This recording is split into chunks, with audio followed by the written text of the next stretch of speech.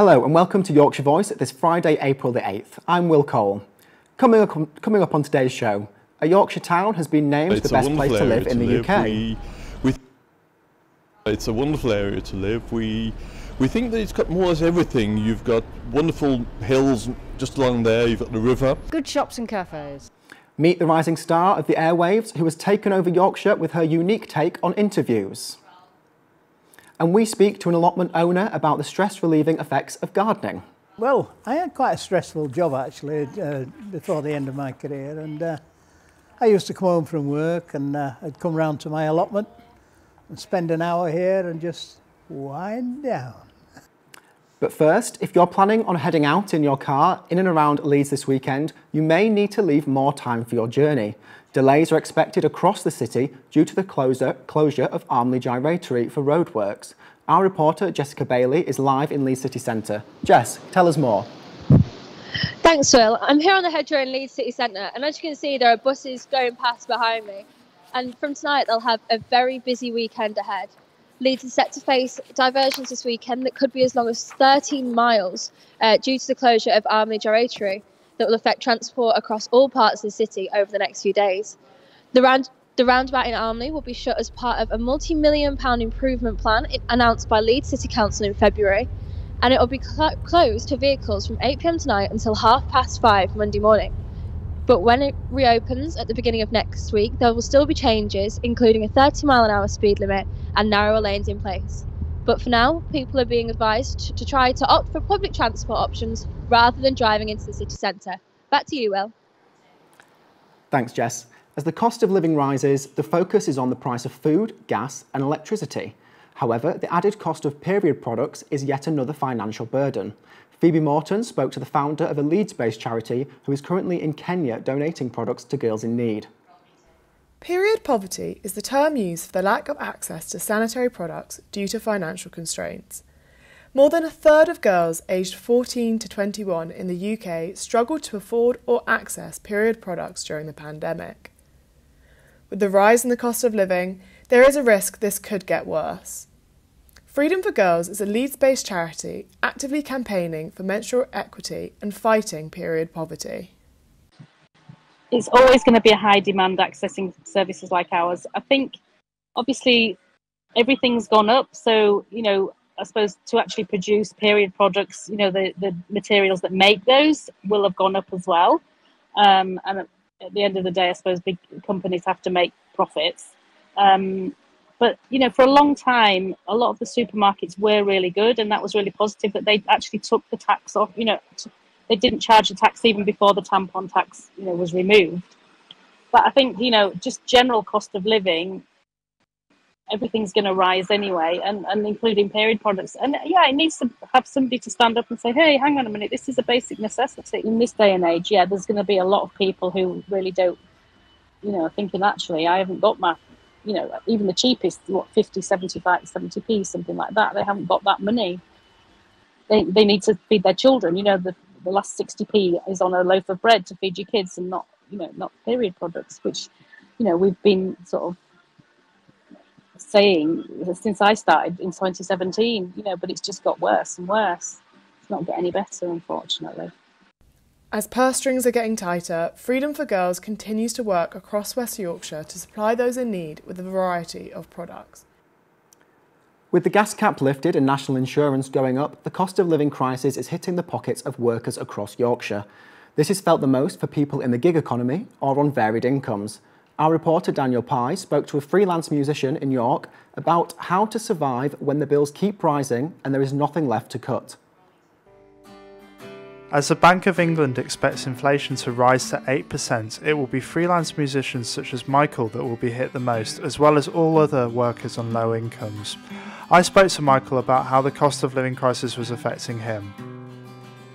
I'm earning kind of less than I was, and doubled up with the fact of everything costing significantly more. Petrol, fuel in general, food, everything's going up. I'm kind of earning less than I was anyway, on top of the earning less than I was. So it's a real term loss as well as a fiscal loss. I have to work twice as hard to earn what I did before, which still isn't paying the bills, or I've had to cut back. And I mean, as you can see, this isn't exactly Castle Howard. It's a tiny little flat. It's lovely, don't get me wrong, it's nice. I aren't here much, I try and get out as much as possible, but it does mean I haven't, I mean, I've everything's turned off at the moment. I only turn stuff on when I need it to make sure I'm not using too much electric or gas. Whereas once over I could think, oh, I might be able to book a holiday this year or do such and such a thing. I can't. I realistically sort of have to go, well, if I've earned an extra bit of money this week, that I've got to keep that for next week, because I know that there'll be a drop somewhere. Either a student drops out, illness, especially with COVID going around, that's happening a lot. Even venues have sort of cancelled because they haven't had the staff. So you're not, there's no guarantees with any of it anymore. People like Michael and many other people, both here in York and across Yorkshire, this crisis seems endless, especially as 1 in 6 people in the UK are paid below the real living wage. It's almost inconceivable, even given the cost of living crisis, that so many people are suffering, given that we have a 75.5% employment rate. I spoke to Leeds-based financial charity Money Buddies about why this is happening and whether there's any light at the end of the tunnel. So the big issue at the moment is the cost of gas, so heating your home and wholesale prices of that. That comes down to, again, global shortages because of COVID-19, the inability to produce as much as needed. But you've also got the war in Ukraine and trying to avoid sort of Russian import issues there. That means that cost is more expensive for the organisations that buy them in, so British Gas, SSE, Scottish Power, etc. And they pass that cost directly onto the consumer to protect their profits. I mean, it's very hard for people in that situation, though, because you can't plan long term unless you've got that reliability of work. And again, it's an issue with policies that are out there at the moment, things like 0-hour contracts. They don't provide enough stability. And the gig economy is doubly hard because you don't even have the security of any kind of contract. You're constantly out there looking for that sort of work. It's going to be a grim few months for workers across Yorkshire, but let's hope the cost of living crisis eases soon for Michael and Gizmo. Daniel Pye, Yorkshire Voice. Now, this month is National Stress Awareness Month. The last 2 years have certainly been the most challenging yet, but particularly for those working in care. A drama group called Time For Me is a support group for carers in Leeds. Erin Carney reports.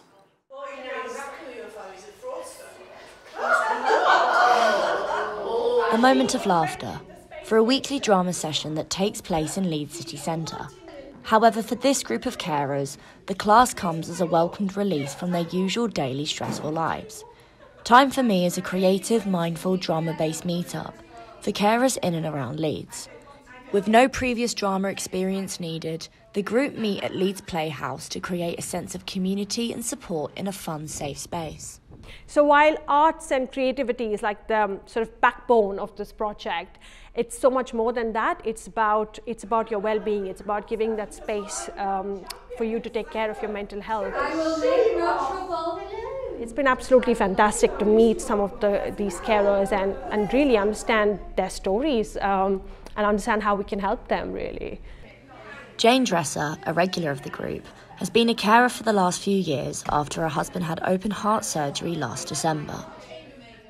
We have been coming to this group since February, and it's been fun every week, every time we come. We always do something different and something creative and exciting, and it's relaxing, and we don't have to think about the outside world, so that's wonderful. Because as soon as you get home, you've got jobs to do. As you know, there's always something to do. There's appointments to go to, hospital appointments and things like that, so there's all that to do. So it's just great to just be able to play and just not think about things. A 2021 study by Cardiff University says that the COVID-19 pandemic increased levels of stress, anxiety and depression for unpaid carers, particularly as access to support groups became generally remote. Getting out of the house, making connections in physical form is just so important to people. And it's just lovely to be able to get back out into community again. Really missed that through COVID, because everybody was saying today how difficult it is. Even though things have been offered online, it's just not the same. So with people in the same situation, sharing the same issues, we've got that connection and the understanding and compassion for each other, and feeling that that laughter and that healthiness afterwards on the way out. With added meditation practices and gratitude circles, the group uses mindfulness to cope with the pressures of work. It gets you into the zone, so you don't have to actually think about anything. I feel I don't really want to talk about what's happening in your life. You want to be doing something else and something different outside the box of being a carer. It's such good medicine. You can just feel, I can just feel my chest expanding, and it just feels lovely after having a good laugh with people. And I think it'd be nice if there was a lot more out there that we could do. The meditation, definitely for carers, well, for me, it definitely helped. Breathing in, breathing out. Now more than ever, carers really need this support. Erin Carney, Yorkshire Voice. Well, the town of Ilkley has always been loved by locals for its rich history, scenic views from the iconic Cow and Calf Rocks, and of course the Yorkshire anthem on Ilkley Moor Bar Tat. Today, the town has gained national attention. It's been given the title of the best place to live in the UK. Yorkshire Voice's Georgia Collins took a trip to the rolling hills to find out more. Ilkley Moor. The town of Ilkley, northwest of Leeds and Bradford, is well known for its scenic views, convenient rail links and its community spirit. If you are of this ilk, it's a proud day. Today, the Sunday Times Best Places to Live Guide 2022 announced that Ilkley was the best place to live in the UK and it topped the list. I spoke to residents around Ilkley to see what they love about Ilkley. It's not a surprise to me, we've always been saying it for years. I can't imagine moving anywhere else. I've moved briefly for university and things, so I always find myself back. It's a wonderful area to live. We think that it's got more or less everything. You've got wonderful hills just along there, you've got the river, you've got a good theatre, you've got a good cinema, you've got a wide selection of shops, restaurants, you've got travel facilities, you've got buses to anywhere, trains to anywhere. By the river, which is gorgeous, especially in summer, except it's really packed, as everyone comes here with their barbecues and picnics, and my dog then goes around and eats everything. So I think it is that community engagement across the board that is the one key factor, I think, that would single us out from just another town that happened to be in beautiful surroundings, have nice resources, have nice shops. I think that's the difference. With the accolade of Best Village in the bag, the future looks bright for Ilkley.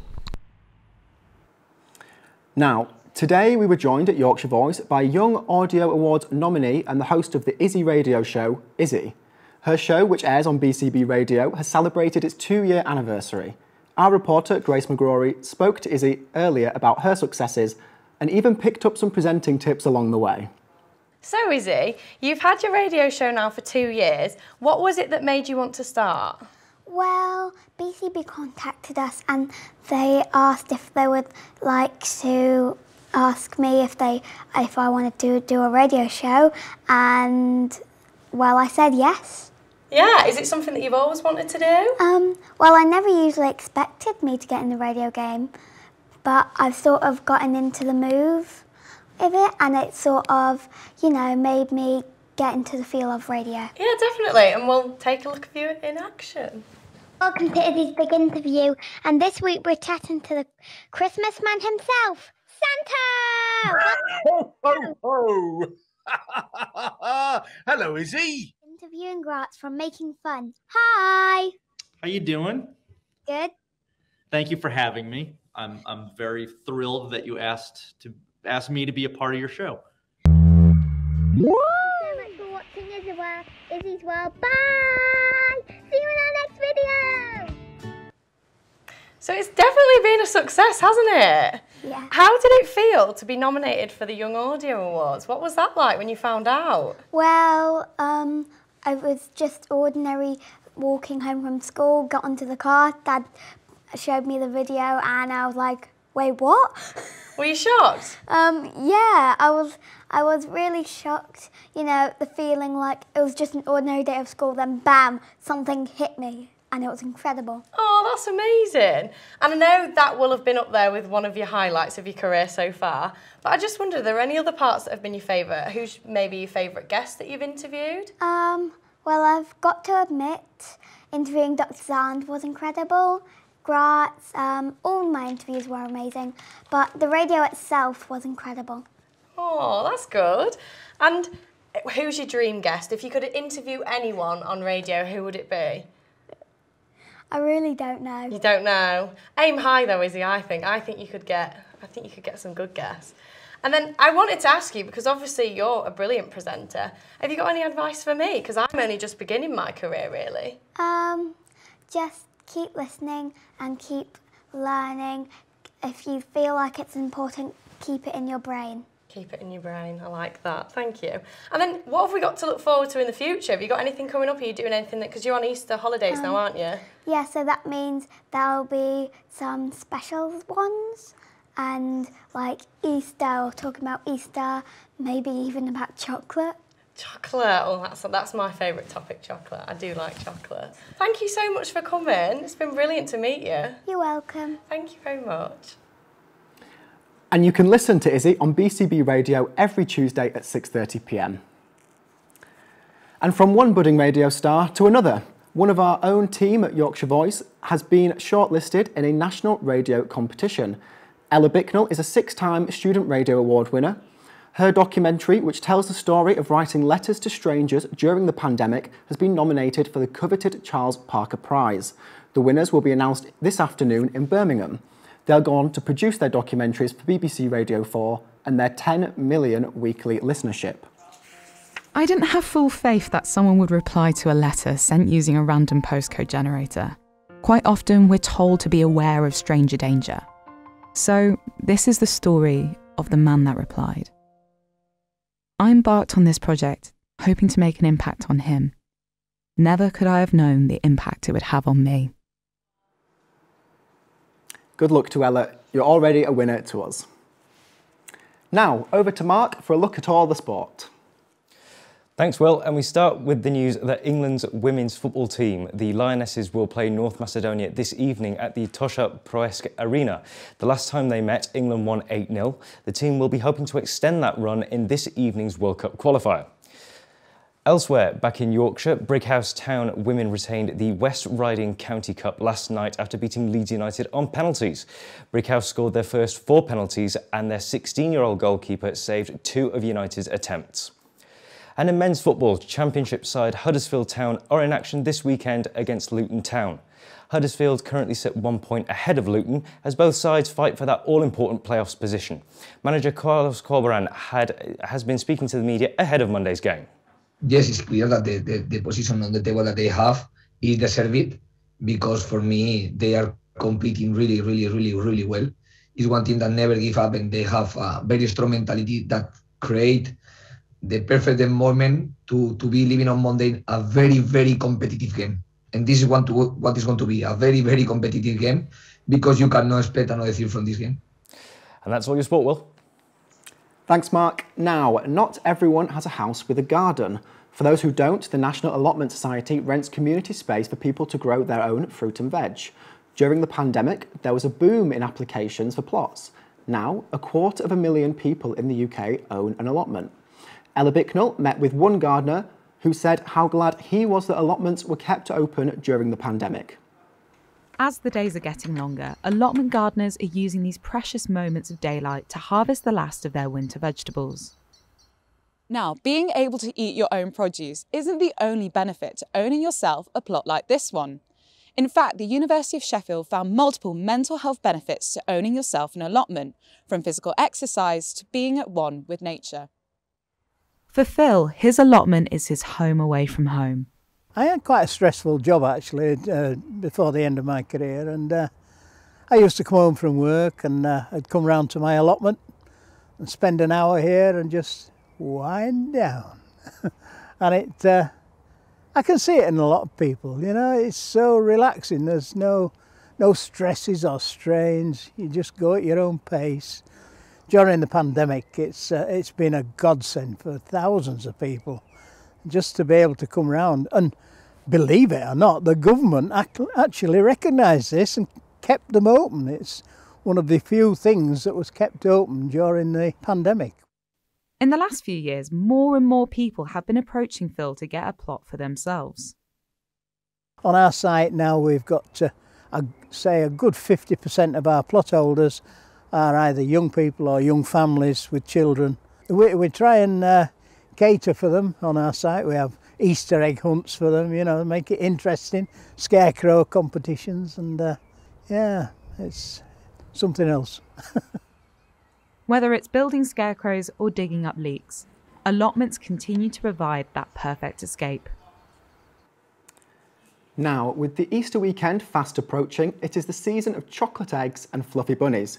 However, one major pet store has imposed a 4-day ban on the sale and adoption of rabbits over the Easter period. Pets at Home, which has a string of outlets across the north, has introduced the bunny buying ban to educate young animal lovers about responsibility pet ownership. Each year, interest in adopting or buying rabbits spikes over Easter due to its connections with cute chocolate bunnies, but leads to many eventually being abandoned when children lose interest. The ban will be in place from Good Friday to Easter Monday. After all, a bunny is for life, not just for Easter. And it's not just pet shops. Hundreds of cute baby animals are popping up in fields across our region. Lambing time, of course, is one of the busiest periods for farmers, and at one visitor attraction in South Yorkshire, preparations are underway for the influx of visitors desperate to get a glimpse of the newest arrivals. I pulled on my wellies and went to see for myself. Cannon Hall Farm in Barnsley is readying itself for the Easter season. It's a time of year that sees the number of animals rapidly increase as babies like this one are born. Easter time on the farm is probably the busiest time of the year.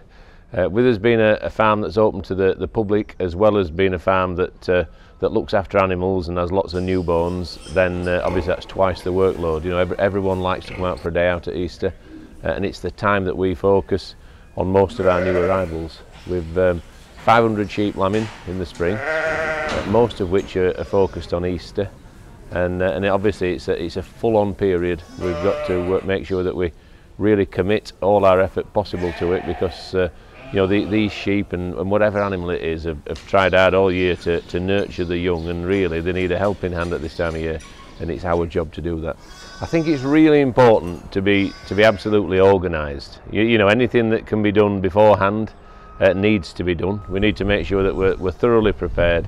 We've been doing it quite a long time now, so we know what to expect, and it's just a matter of you know, fail to prepare, prepare to fail.